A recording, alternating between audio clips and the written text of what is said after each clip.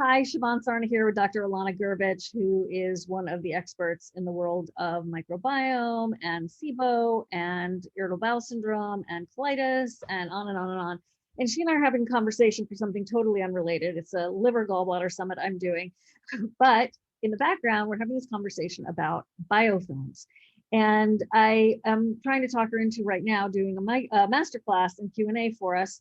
And so I'm like, wait, I want everyone to hear what she has to say because they're going to want to come to this class if they just hear this. And so go, what were you just saying? Okay, so here's why I got into this. Because I was running for all of these super recalcitrant patients, like really, really sick patients, I was running these GI map tests. And I was seeing all of the same bacteria, pathogenic bacteria, come up again and again for the most recalcitrant patients I have, right? And this whole thing started, so let me back up. This whole thing started when this really, really awesome nurse practitioner came out to Portland and she observed with me for a couple of days. And she made this offhanded remark that was basically like, whenever I see Pseudomonas on a GI map, I know that they're going to be recalcitrant. We're going to need a bunch of different things to treat. They're just not going to respond the way that just a regular dysbiosis person responds. And I started recalcitrant, just define that word because it's not impossible to treat. Like okay. you can't get them any better. You know, you do all of your tricks, all the pharmaceuticals, all the herbs, all the natural, they just never get better. And so then she made this comment about Pseudomonas. And then I started looking at it. And whenever I would treat Pseudomonas, I'd have in the back of my mind, that's a biofilm. I got to treat that different. I have to be more aggressive, more, it's going to take longer. We have to be more directive and we kind of have to switch things up a little bit more. And then I started noticing all of these other strains of bacteria that presented in the same way.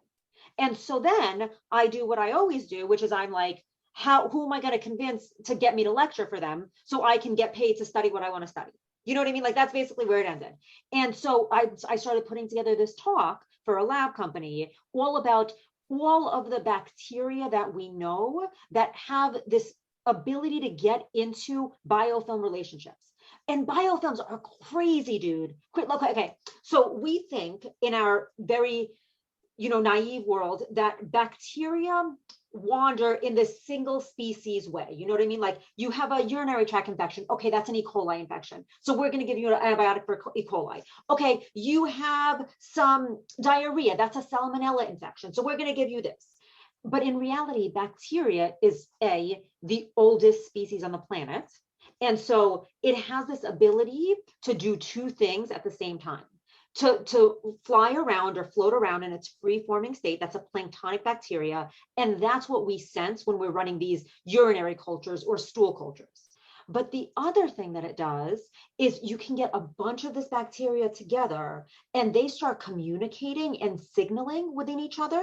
And they basically have a language to let them communicate with every other bacterial species on the planet.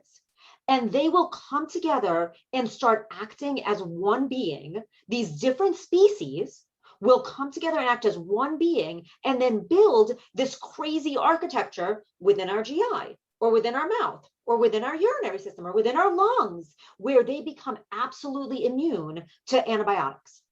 And what happens is when you use these antibiotics because you think you're killing off one species, that you kill off the planktonic guys, but whoever lives goes back to the city and spreads the information. And so A, it doesn't touch the biofilm, and B, now they know how to avoid that antibiotic forever.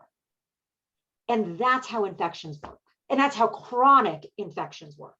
And that's called a biofilm.